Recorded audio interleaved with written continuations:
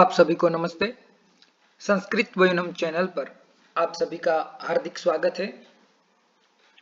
इसके पूर्वोक्त वीडियो में हमने संस्कृत साहित्य में लोक कथा इस विषय पर भोज प्रबंध, सिंहासन द्वात्रिंशिका, शुक सप्तति, विक्रमार्क चरितम, विक्रमांक देव चरितम ऐसे कई सारे ग्रंथों का संक्षिप्त में अवगाहन किया था, जिससे हमें पता चला कि संस्कृत साहित्य में कितनी लोक कथाएं हैं। आज इस प्रस्तुत वीडियो के माध्यम से हम संस्कृत साहित्य में कौन कौन सी नीति कथाएं हैं और उन नीति कथा को बताने वाले कौन कौन से ग्रंथ संस्कृत साहित्य में उपलब्ध है, इसके बारे में जानेंगे। तो सबसे पहले नीति कथा। यहाँ पर नीति यानी एथिक्स, मूल्यों की बात करते हैं, यानी जिसमें मूल्य शिक्षण दिया जाता है, और वो भी किस प्रकार से? कथा के माध्यम से। पशु पक्षियों को माध्यम बनाकर बच्चों को, युवा वर्ग को और हम सभी को एक उपदेश दिया जा कवि और लेखक देते हैं कि यदि पशु पक्षी भी इतना सुंदर आचरण कर सकते हैं तो हम सब तो मानव है, हम क्यों आचरण ऐसा नहीं कर सकते, हम क्यों सदाचरण न करें।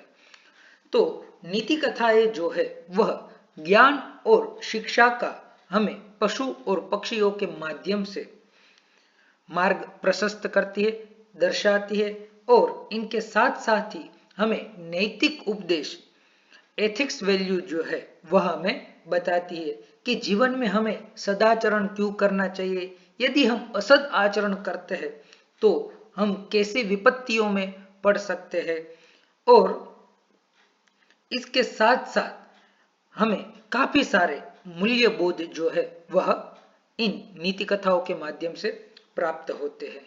सत पात्रों का सृजन दिखाया जाता है और साथ साथ में असत पात्रों के बारे में भी बताया जाता है कि काम, क्रोध, लोभ, मोह, मद, मत्सर इत्यादि जो षड रिपु है, यदि मनुष्य उस षड रिपु के मोह में फंसता है तो वह उस जंजाल से बाहर नहीं आ सकता। आपने वो व्याघ्र वाली कथा सुनी होगी कि वह एक कंकण के लोभ के वशीभूत होकर एक मनुष्य जो है वह बाघ का शिकार हो गया। तो ऐसी काफी सारी कथाएं जो है वह नीति कथाएं के माध्यम से हमें प्राप्त होती है। जीवन में सदा से हमें कैसे सतमार्ग पर चलना चाहिए, इसका मार्गदर्शन जो है वह हमें नीति कथाएं करती है, और नीति कथाओं के श्रवण से ही हमारे अंदर एक सत्पात्र का निर्माण भी होता है। तो नैतिक उपदेश देना ही जो है वह नीति कथाओं का मुख्य कर्तव्य है, मुख्य प्रयोजन है, और साथ साथ में सत्य, धर्म, ईमानदारी और करुणा जैसे मूल्य जो है उनका प्रचार और प्रसार करना, और समाज जो है वह समाज स्वस्थ किस प्रकार से बने, और वह भी बाल्यकाल से ही बच्चों में कैसे सद्मूल्य जो है वह प्रस्थापित कर सके। इसलिए हमारे प्राचीन लेखकों ने, कवियों ने और संस्कृत के विद्वान लोगों ने हमें ये कथा के माध्यम से ये नैतिक उपदेश दिए, जिससे हमें कथा श्रवण करने में आनंद भी हो और हमें ज्ञान भी अच्छी तरह से प्राप्त हो। इसीलिए कहा गया है कथा छलेन बालानाम नीतिस्तदिह कथ्यते, कि मैं कथा तो एकमात्र छल रूप है, कि कथा से हमें कोई भी बात सुनने में रुचि होती है। इसलिए विष्णु शर्मा कहते हैं कि कथा के छल के माध्यम से में जो नीति है, नैतिकता जो है, नैतिक मूल्य है, उसकी बात मैं यहाँ पर कर रहा हूं। तो जैसा कि हमने बात कही, तो इसमें सत्पात्र का भी चित्रण किया जाता है और असत पात्र का भी चित्रण किया जाता है। फिर आपको चॉइस दी जाती है कि आप इसमें से किसका मार्ग प्रशस्त करेंगे। तो ऑब्वियसली हम सभी को पता है कि हमें सदाचरण और सत्पात्र जो है उसका ही हम चयन करेंगे।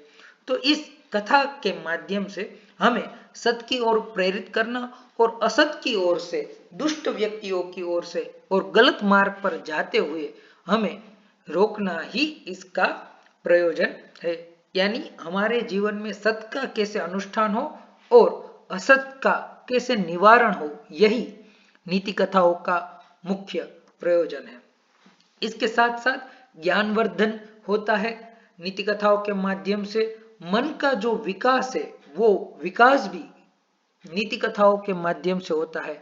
बच्चों की कल्पना शक्ति जो है, शब्द शक्ति जो है, यह विकसित होती है और उनके साथ साथ उनको सांस्कृतिक ज्ञान का भी परिचय प्राप्त होता है। हमारे मूल्य, हमारी परंपरा और हमारी जो वैभवी विरासत है, उनसे बच्चे वाकिफ होते हैं।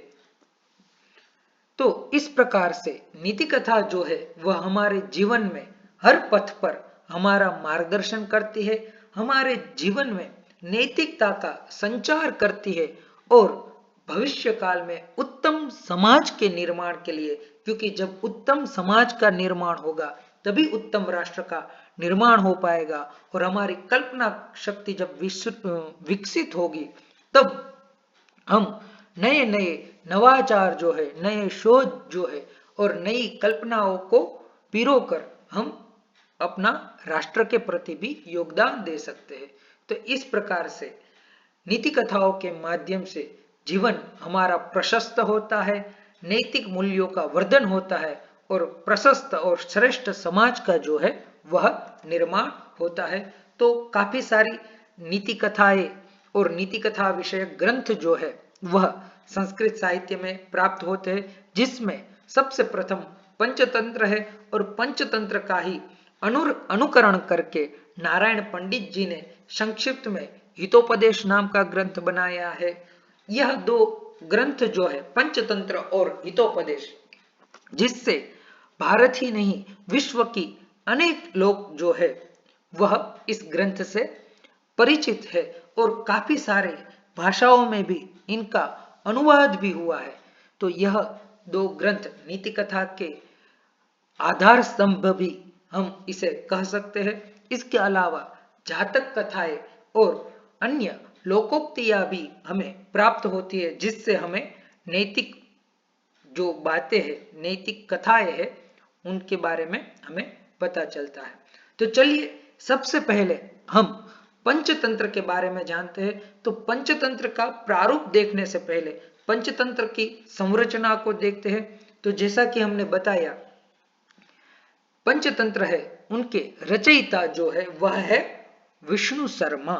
विष्णु शर्मा जी ने इनका लेखन किया था और यह जो नाम है पंचतंत्र वह अन्वर्थ है, यानी कि पंच यानी पांच और तंत्र यानी सार, यानी पांच तंत्रों को लेकर, पांच मुख्य विषयों को लेकर जिस ग्रंथ का नियोजन किया गया है, संयोजन किया गया है, उसे कहते हैं पंचतंत्र। तो वो पांच तंत्र जो है वह कौन कौन से है? तो मित्र भेद, मित्र संप्राप्ति, काकोलुकीयम, लब्ध प्रणाश और अपरीक्षित कारकम। तो इस पांच विषयों को लेकर विविध कथाएं जो है वह विष्णु शर्मा जी ने इस ग्रंथ में हमें बताई है। इस ग्रंथ के 8 संस्करण जो है वह उपलब्ध है और इन 8 संस्करणों का अध्ययन करके एजर्टन ने मूल पंचतंत्र के उद्धार के लिए अतुलनीय प्रयास जो है वह उन्होंने किए थे। ऐसा भी कहा जाता है कि चाणक्य ने जो अर्थशास्त्र की रचना की थी, तो अर्थशास्त्र जो है उनका पठन करना, उनका अध्ययन करना, सिर्फ यदि अर्थशास्त्र का अध्ययन किया जाए जो कौटिल्य ने, चाणक्य ने रचा है, तो शायद नीरस हो सकता है, क्योंकि अर्थशास्त्र में पूरी जो राज्य व्यवस्था है उनकी बात कही गई है, राज्य संचालन की बात कही गई है। तो सिर्फ ऐसी जो सूत्रात्मक बातें हैं वह यदि हम पढ़ेंगे तो हमें कहीं ना कहीं नीरसता आना संभव है। इसीलिए उस नीरसता को निरस्त करने के लिए विष्णु शर्मा जी ने कथा के छल के माध्यम से अर्थशास्त्र की जो बातें हैं, जो मूल्य है, उनको यहाँ पर बताया है। क्योंकि खुद विष्णु शर्मा जी ने लिखा है सकल अर्थ शास्त्र सारम, यानी अर्थशास्त्र का जो सार रूप है वह ही मैं कथा के सार के कथा के माध्यम से कह रहा हूं। तो इस पंचतंत्र की 8 उपलब्ध वाचनाएं है, जिसमें प्रथम है तंत्राख्यायिका, दूसरी है सरल पंचतंत्र, तीसरी पूर्णभद्र जी के द्वारा किया गया पंचतंत्र जिसे पंचाख्यानक इस नाम से भी जाना जाता है। उसके बाद दक्षिण भारतीय पंचतंत्र, नेपाली पंचतंत्र, हितोपदेश, जैसा कि हमने बताया कि नारायण पंडित जी ने विष्णु शर्मा जी के पंचतंत्र से ही प्रेरित होकर कुछ संक्षिप्त में हितोपदेश नाम का ग्रंथ की रचना की। इसका भी परिचय हम आगे प्राप्त करेंगे। उसके बाद उत्तर पश्चिमी पंचतंत्र और अंतिम 15वीं संस्करण जो है वह हमें प्राप्त होते हैं। विदेशी भाषाओं में यदि पंचतंत्र का यदि सबसे पहले रूपांतर हुआ हो तो वह है 15वीं भाषा में। 15वीं भाषा में ही इस पंचतंत्र का सबसे पहले अनुवाद कार्य हुआ। खुसरो अनोशेखा के शासनकाल में हकीम बुर्जोई ने इसका 15वीं रूपांतर किया था, ऐसे माहिती जो है वह हमें प्राप्त होती है। और इसी पंचतंत्र का सीरियाई अनुवाद जो है वह कलिलग नाम से तथा दमनक नाम से एवं अरबी अनुवाद जो है वह कलिलह तथा दीमनह नाम से प्रसिद्ध हुआ था। यानी यदि हम ध्यान से पढ़े तो हमें पता चलता है कि 579 ईस्वी सन में ही इनका अनुवाद कार्य भी होने लगा था। यानी हमारा कथा साहित्य कितना समृद्ध रहा होगा, भारतीय कथा साहित्य जो 5वीं शताब्दी में ही विश्व को एक अनूठी भेंट प्रदान करता था, जिनका सीरिया में 15वीं भाषाओं में अरबी अनुवाद इत्यादि अनुवाद, यानी 750 ईस्वी सन तक तो यह पंचतंत्र जो है वह संपूर्ण विश्व में प्रसिद्ध हो ही गया होगा। इसके बाद इनके 250 से ज्यादा संस्करण जो है वह विश्व की 50 भाषाओं में प्राप्त होते हैं। इससे भी इस ग्रंथ की जो ख्याति है वह हम जान सकते हैं। तो चलिए आगे हम पंचतंत्र का प्रारूप देखते हैं। जैसा कि हमने बताया पंचतंत्र में 5 और तंत्र है, यानी 5 मुख्य विषयों को लेकर कथा कही गई है, जिसमें सबसे प्रथम है वह है मित्र भेद। तो मित्र भेद में 22 कथाएं है, यानी मित्र का भेद, यानी 2 बड़े अच्छे घनिष्ठ मित्र है उनके बीच में किस प्रकार से उस घनिष्ठ मैत्री को तोड़ा जाए। और अर्थशास्त्र की दृष्टि से देखें तो यदि 2 राज्यों के बीच यदि निकटतम संबंध है, अच्छे रिलेशन है, तो उस रिलेशन को किस प्रकार से त्रुटित किया जाए, किस प्रकार से खंडित किया जाए, ऐसी पशुओं के माध्यम से इसमें 22 कथाएं कही गई है, जो मित्रों के बीच में किस प्रकार से फूट डाले उसके बारे में बताती है। उसके बाद दूसरा जो प्रकरण है वह है मित्र संप्राप्ति। इसमें 6 कथाएं है कि हम अपने जीवन में किस प्रकार से नए नए मित्र बनाए और हमारी मैत्री किस प्रकार से घनिष्ठ हो, यह बताते हैं। अर्थशास्त्र की दृष्टि से देखें तो यानी हम हमारी जो नीतियां है राष्ट्र की नीति, तो वह 1 या 2 या 3 राष्ट्र जो घनिष्ठ राष्ट्र है उनके साथ ही परिचित न रहकर अन्य जो राष्ट्र है विश्व में बहुरत्ना वसुंधरा ऐसा कहा जाता है, तो ऐसी बहुरत्ना वसुंधरा में हम सभी को अपने मित्र किस प्रकार से बनाए उसकी ओर यहाँ पर मित्र संप्राप्ति में इंगित किया जाता है। इसके बाद है काकोलुकीयम नाम का प्रकरण, जिसमें 16 कथाएं प्राप्त होती है। और इसका नाम काकोलुकीयम क्यों हुआ, क्योंकि इसमें प्रधान जो कथा है वह काक यानी कौवा और उलुक यानी घुवड़, इनको ध्यान में रखकर बनाई गई है। तो काकश्च उलुकश्च काकोलुको तम अधिकृत्य कृतम लेखनम काकोलुकीयम, यानी कौवे और उल्लू के माध्यम से यहाँ पर बताया गया है कि स्वार्थ सिद्धि के लिए शत्रु से मिलकर भी उसे अंततः हमें नष्ट कर देना चाहिए। इसके बाद जो है वह लब्ध प्रणाश नाम का प्रकरण है, जिसमें 11 कथाएं प्राप्ति होते। लब्ध यानी प्राप्ति और प्रणाश यानी नाश, यानी जो बात भगवान श्री कृष्ण श्रीमद् भगवद गीता में कहते हैं योग क्षेमम वहाम्यहम, योग यानी अप्राप्तस्य वस्तुनः प्रापणम, यानी जो चीज या जो वस्तु हमें प्राप्त नहीं है उसको प्राप्त करना, और क्षेम यानी जो चीज हमें प्राप्त है उनका संरक्षण करना, यही योग क्षेमम वहाम्यहम है। चलिए, आप यदि सुन रहे हैं तो आप बताइए कि योग क्षेमम वहाम्यहम यह जो वाक्य है गीता जी का, यह किस संस्था का ध्येय वाक्य है, मोटो किस संस्था का यह मोटो है? यदि आपको पता हो तो कमेंट बॉक्स में अवश्य बताएं। तो लब्ध प्रणाश नाम के प्रकरण में भी यही बात बताई गई है कि यदि बुद्धिमान व्यक्ति जो है वह अपनी बुद्धि के बल पर जो वस्तुएं प्राप्त करता है, जो प्रदेश प्राप्त करता है, वह उनकी रक्षा भी कर सकता है और संरक्षण भी अच्छे प्रकार से कर सकता है। लेकिन वही यदि कोई मंद व्यक्ति के हाथ में वह चीज आ जाए तो वही वस्तु का, वही प्रदेश का नाश भी हो सकता है। तो किस प्रकार से हम हमारी चीज, वस्तु या प्रदेश का रक्षण कर पाए, ऐसी कथाएं हमें यहाँ पर बताई गई है। और अपरीक्षित कारकम जो है वहां पर 14 कथाएं विष्णु शर्मा जी ने निर्दिष्ट की है। अपरीक्षित यानी कि कोई भी कार्य हम करें तो उनको, या कोई भी हम किसी भी जगह हम प्रवृत्त हो तो वहां पर हम बिना सोचे समझे हम प्रवृत्त न हो।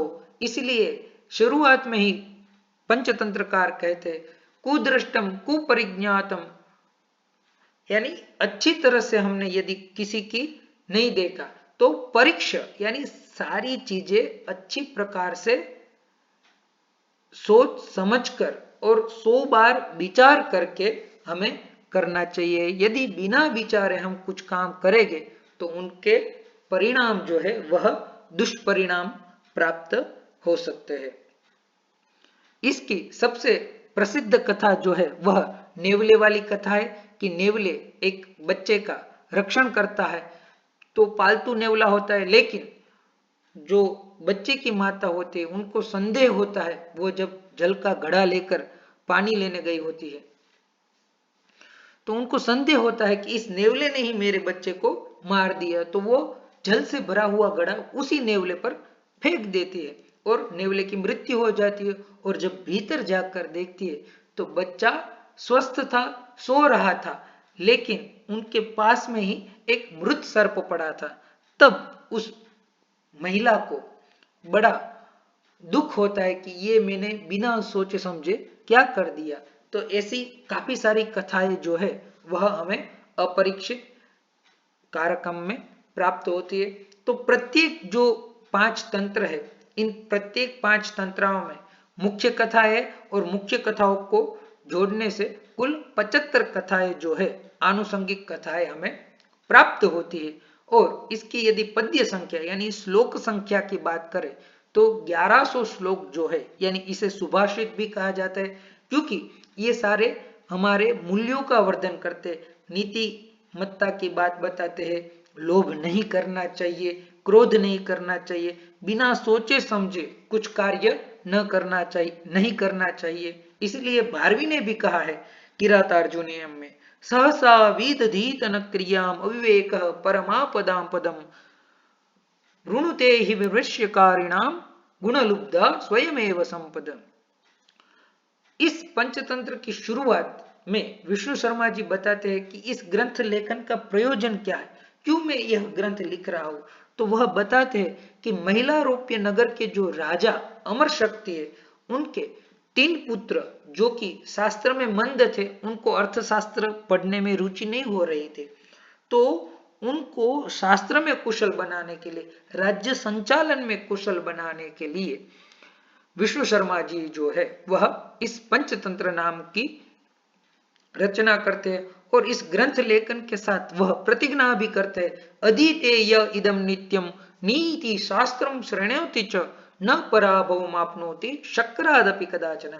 यानी जो इस पंचतंत्र का पठन करेंगे, लेखन करेंगे, उसका जीवन में आचरण करेंगे, तो वह इंद्र से भी पराजय नहीं प्राप्त कर सकता। तो यदि इसमें जो जो बातें कही गई है उन बातों का ठीक से आचरण किया जाए तो हमें काफी सारी सफलताएं प्राप्त हो सकती है। उसी प्रकार से जो साम दाम दंड भेद यह 4 राज्य की नीतियां बताई गई है उसमें भी उसके बारे में बताते हुए पंचतंत्रकार कहते हैं चतुर्थोपाय साध्येतु रिपो शांतुम अपक्रिया स्वेद्यम आमज्वरम प्राग्न कोम्भसा परिसंचति। कि जो रिपु यानी शत्रु यदि साम दाम से शांत नहीं होता तो उनको चतुर्थोपाय, ठीक है, यानी भेद या दंड के द्वारा उनको शांत करना चाहिए। जिस प्रकार से आम ज्वर जो है वह उनको अंबसा यानी पानी से सिंचन करने पर वह आम ज्वर जो है वह शांत नहीं होता। तो इस प्रकार से ज्वर का उदाहरण देकर हमें यहाँ पर किस प्रकार से शत्रु दमन करना चाहिए यह बात विष्णु शर्मा बताते हैं। तो ऐसी काफी सारी बातें जो है वह पंचतंत्र के माध्यम से हमें जानने को और सीखने को प्राप्त होती है। यदि पंचतंत्र की आज के सांप्रत समय में उपादेयता की बात करें तो सबसे पहले तो यदि हम संस्कृत संभाषण स्पोकन संस्कृत सीखना चाहते हैं तो पंचतंत्र जैसा अनूठा ग्रंथ और कोई हो ही नहीं सकता, क्योंकि इनके नाम से प्रत्येक जन जो है वह वाकिफ है और भाषा शैली की शिक्षा के साथ यह व्यावहारिक कुशलता भी हमें प्रदान करता है। सिर्फ हमें संस्कृत संभाषण ही आएगा ऐसा नहीं, लेकिन साथ साथ में समाज में हमें कैसा व्यवहार करना है, कैसा आचरण करना है, तो इसके बारे में भी पंचतंत्र जो है वह हमें बताता है। इसके बाद सार्वकालिक और सार्वदेशिक महत्व है, यानी यह जो कथाएं है ये कथाएं ऐसी कथाएं है कि जो कदापि पर्युषित नहीं होगी, यानी सभी काल में सभी देश में और सदा यह उपयुक्त ही रहेगी। और इसके साथ साथ जीवन में कौन कौन से त्याज्य पक्ष है और कौन कौन से उपादेय यानी ग्रहणीय पक्ष है उस पर भी हमें लेखक विष्णु शर्मा इंगित करते हैं। तो इन सारी वजह से पंचतंत्र जो है वह आज भी सांप्रत समय में भी युक्त है। सुभाषित के साथ साथ कुछ अनूठी सूक्तियां जो है वह भी हमें पंचतंत्र में प्राप्त होती है। जैसे पेशेंट्स के बारे में यानी धैर्य के बारे में लेखक बताते त्याज्यम न धैर्यम विदुरेपि काले, कि धैर्य जो है मनुष्य को कभी भी धीरज को नहीं छोड़ना चाहिए। उसी प्रकार उपायम चिंतयेत प्राज्ञा तथा अपायम च चिंतयेत, यानी उपाय करके ही यानी सारी चीजें सोच समझकर अच्छी प्रकार से सोच समझकर ही हमें कोई ना कोई कार्य जो है वह करना चाहिए। और शत्रु और मित्र की बात आती है तब वह कहते हैं न विश्वसेत पूर्व विरोधी तस्य शत्रुश्च मित्रत्वम उपागतस्य, यानी यदि कोई व्यक्ति या कोई राष्ट्र हमारा पहले शत्रु था और फिर बाद में वह मित्रता को प्राप्त हो रहा है तो उनकी मित्रता पर भी हमें संदेह करना चाहिए, पूर्णतया उस पर विश्वास नहीं करना चाहिए। इसीलिए एक प्रसिद्ध अनूठा एक सुभाषित न विश्वसेत अविश्वस्तम, यानी अविश्वासु व्यक्तियों का विश्वास नहीं करना चाहिए। तो ऐसी काफी सारी विश्वास की, धैर्य की और नीतिमत्ता की बात जो है वह यह ग्रंथ हमें बताता है। इसके बाद जो ग्रंथ है वह है हितोपदेश। जैसा कि शुरुआत में ही बताया कि नारायण पंडित जो है उन्होंने विष्णु शर्मा के पंचतंत्र से प्रेरित होकर हितोपदेश नाम के ग्रंथ की रचना की थी। यानी जो कथाएं पंचतंत्र में उपलब्ध है वही कथाएं हितोपदेश में भी है, लेकिन संक्षिप्त में है। यदि पंचतंत्र 100% है तो हितोपदेश में वही कथाओं को संक्षिप्त करके 50% में दर्शाया गया है। तो यह नारायण पंडित जी जो कि हितोपदेश के रचनाकार है, वह बंगाल के राजा धवलचंद्र थे, उनके आश्रित थे और इनकी रचना हितोपदेश की जो एक पांडुलिपि है वह 1373 ईस्वी सन में प्राप्त हुई थी। अतः इसे हम 14वीं शताब्दी की या उससे पहले की रचना जो है वह हम मान सकते हैं। इसमें रुद्र भट्ट का जो कि 11वीं शताब्दी के एक प्रकांड अलंकारिक हो गए, तो उनका एक पद्य जो है वह भी हितोपदेश में प्राप्त होता है। इससे भी हमें ज्ञान होता है कि यह रचना जो है वह 11वीं से 14वीं शताब्दी के बीच की रचना है। और फ्लिट नाम के एक पाश्चात्य विद्वान में हितोपदेश में प्रयुक्त भट्टारकवार जो कि रविवार कहा जाता है, तो भट्टारकवार शब्द को सुनकर और उनका अध्ययन करके उन्होंने बताया कि 900 ईस्वी सन के पूर्व भट्टारक शब्द जो है वह रविवार के लिए प्रयोग नहीं हुआ था। अतः जो है हितोपदेश का कालक्रम जो है, रचना कालक्रम जो है वह 10वीं से 11वीं शताब्दी की रचना हो सकते हैं। यानी कुल मिलाकर हितोपदेश का यदि हम काल निर्धारण करें और नारायण पंडित जी का काल निर्धारण करें तो 10वीं शताब्दी से लेकर 13वीं शताब्दी पूर्वार्ध तक हम इनका कालक्रम निश्चित कर सकते हैं। यदि हितोपदेश के प्रारूप की बात की जाए तो जैसे पंचतंत्र में 5 तंत्र थे, उसी प्रकार हितोपदेश में 4 भाग है, मित्रलाभ, सुहृद भेद, विग्रह और संधि।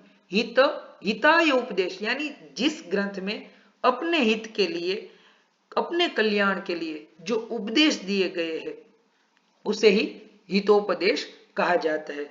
तो इसमें भी मित्र लाभ यानी जिस प्रकार से पंचतंत्र में मित्र संप्राप्ति थी, उसी का नाम यहाँ पर नारायण पंडित जी ने मित्र लाभ रखा है कि किस प्रकार से हम नए नए जो मित्र है वह हम बना सकते हैं। इसके बाद सुहृद भेद जो पंचतंत्र में विष्णु शर्मा जी ने मित्र भेद नाम का प्रथम प्रकरण रखा है, उसी प्रकरण को हितोपदेशकार ने यहाँ पर सुहृद भेद इस नाम से रखा है। सुहृद का भी अर्थ जो है वह मित्र हो सकता है, मित्र ही होता है। इसके बाद विग्रह और संधि यानी विग्रह यानी दो व्यक्तियों के बीच या दो राष्ट्रों के बीच किस प्रकार से विग्रह किया जाए, युद्ध किया जाए, उनकी मित्रता को किस प्रकार से खंडित किया जाए, और संधि यानी दो राष्ट्रों के बीच किस प्रकार से समझौता पूर्ण आजकल जो डायलॉग्स होता है, ठीक है, तो ऐसे रायसीना डायलॉग इत्यादि डायलॉग होते हैं या फिर G20 इत्यादि समिट होती है, तो यही सारी बातें जो है विग्रह और संधि के माध्यम से हितोपदेशकार ने इस ग्रंथ में बताई है।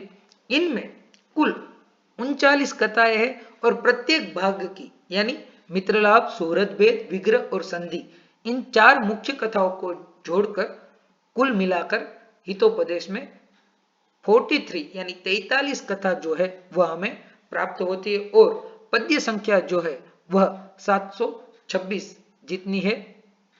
इस ग्रंथ में हितोपदेश में 25 कथा जो है वह पंचतंत्र में से ली गई है और शैली जो है वह भी इस ग्रंथ की पंचतंत्र की ही है, क्योंकि पंचतंत्र से ही इनका अनुकरण किया गया है। और इस ग्रंथ की शुरुआत में जिस प्रकार से विष्णु शर्मा जी ने महिलारोप्य नगर के अमर शक्ति राजा के 3 पुत्रों को शास्त्र में कुशल बनाने के लिए इस ग्रंथ की रचना की थी, उसी प्रकार से हितोपदेशकार कह रहे हैं कि पाटलिपुत्र के राजा सुदर्शन के 4 मूर्ख पुत्रों को शास्त्र कुशल बनाने के लिए, नीति शास्त्र की शिक्षा देने के लिए मैं विष्णु शर्मा से प्रेरित होकर इस ग्रंथ की रचना कर रहा हूं। तो ये 2 प्रमुख जो नीति कथा के ग्रंथ है, हितोपदेश और पंचतंत्र, इनका प्रारूप और इनके लेखक के बारे में जानने के बाद अब अन्य कौन कौन सी नीति कथाएं या नीति ग्रंथ जो है वह हमें प्राप्त होते इसके बारे में जानते हैं। तो बौद्ध साहित्य तथा जैन साहित्य में भी कवियों ने अनेक नीति कथाएं जो है वह संस्कृत में लिखी हुई है, जिसमें से सबसे प्रथम है आर्यशूर कृत जातक माला, जिसमें 34 जातक कथा जो है वह हमें प्राप्त होती है, जिनमें बोधिसत्वों के उदार गुणों का विस्तार से वर्णन किया गया है। और इसी आर्यसुर कृत जातक माला का विवरण जो है वह इत सिंह ने अपने यात्रा विवरण में लिखा है कि यह जो ग्रंथ है आर्यसुर कृत जातक माला, यह ग्रंथ बौद्धों के बीच, बौद्ध संप्रदाय के बीच अत्यंत लोकप्रिय था। और यहाँ पर श्लोक भी है उसके बारे में, स्यादेव रुक्ष मनसाम अपि च प्रसादो धर्म्या कथाश्चरमाणीय तरत्वमीयु। यदि रुक्ष मन वाले लोग हैं, रूखे सूखे लोग हैं, उनके मन को भी यह कथाएं जो है वह प्रसन्न कर सकती है, ऐसा आर्यसुर ने प्रतिज्ञा भी की हुई है। अनर्गल अलंकरण और अतिशयोक्ति से बचते हुए आर्यसुर ने सीधी सादी और सपाट शैली अपनाई है, जिसको पढ़ने के बाद अभिनंदन ने विशुद्धोक्ति सूर ऐसा कहकर लेखक आर्यसुर की प्रशस्ति की है। यानी आर्यसुर की प्रशंसा करते हुए अभिनंदन ने उनको विशुद्धोक्ति सूर ऐसा कहा है। जिस प्रकार से गांधी जी को महात्मा की पदवी दी गई थी, सरदार पटेल जी को, वल्लभ भाई पटेल को सरदार की उपमा दी गई थी, सुभाष चंद्र बोस जैसे काफी सारे महान जो व्यक्ति है उनको विभिन्न उपनाम दिए जाते हैं, उसी प्रकार से यहाँ पर अभिनंदन ने आर्यसुर के लिए विशुद्धोक्ति सूर ऐसा शब्द का प्रयोग किया है। और दान की महिमा को प्रदर्शित करते हुए आर्यसुर ने अपनी जातक माला में लिखा है, सार दानम दानम आहु धनानाम ऐश्वर्याणाम दानम आहुर निदानम दानम श्रीमत् सज्जनत्वावदानम बाल्य प्रज्ञे पांशुदानम सुदानम। तो इस प्रकार से काफी सारी दान की भी चर्चा की हुई है। इस ग्रंथ का यानी कि जातक माला का अन्य नाम जो है वह बोधिसत्वावदान माला ऐसा भी कहा जाता है, यानी अवदान सुंदर कर्मों को कहते हैं। अवदान यानी यहाँ पर आप सभी ने अवदान शब्द पढ़ा होगा, तो अवदान यानी सुंदर कर्म, यानी हम हमारे जीवन में किस प्रकार से अच्छे कर्म करें, प्रशस्त कर्म करें और बुरे कर्मों की ओर प्रेरित न हो, यही इन कथाओं का आर्यसुर की जातक माला का ध्येय है। इसके अलावा कल्पना मंडितक नाम का ग्रंथ है जो कि कुमारलाल ने लिखा था। इसका रचनाकाल जो है वह 300 ईस्वी सन में माना जाता है। इसके अलावा उपमिति भव प्रपंच कथा जो है वह जैन साहित्य में अत्यंत प्रसिद्ध कथा साहित्य है और इनकी रचना सिद्धर्षि जैन ने की थी। 906 ईस्वी सन में इसकी रचना की थी और गुजराती भाषा में इसका अनुवाद जो है वह एजी कापड़िया जी ने किया था। इसके बाद भरटक द्वात्रिंशिका नाम का ग्रंथ है जो भी कथा ग्रंथ है और कथा के माध्यम से जो है वह 32 कथा हमें प्रदर्शित करता है। इसके अलावा चंपक श्रेष्ठिक कथानक, पाल गोपाल कथानक, यह 2 कथा ग्रंथ प्राप्त होते हैं जिनकी रचना 15वीं शताब्दी में जिन कीर्ति नाम के आचार्य ने की थी। और अंतिम जो ग्रंथ है वह है कथा रत्नाकर, जिनकी रचना हेम विजय गणेश जी ने की थी, जिसमें 256 लघु कथा प्राप्त होती है और यह ग्रंथ यानी कि कथा रत्नाकर 17वीं शताब्दी ईस्वी सन की रचना मानी जाती है। तो इस प्रकार से आज हमने पंचतंत्र, हितोपदेश और ऐसी आर्यसुर कृत जातक माला जैसे नीति कथा विषयक ग्रंथों के बारे में जाना। आशा है कि आपको यह वीडियो पसंद आया होगा। यदि यह वीडियो आपको पसंद आता है तो आप आपके मित्र सर्कल में, मित्रों के मध्य में इसे प्रेषित कीजिए। आपके कोई सुझाव हो तो हमें कमेंट बॉक्स में अवश्य बताएं और अभी तक संस्कृत वयोनियम चैनल को सब्सक्राइब नहीं किया है तो संस्कृत वयोनियम चैनल को सब्सक्राइब कीजिए। अस्तु, धन्यवादः, पुनः मिलामः।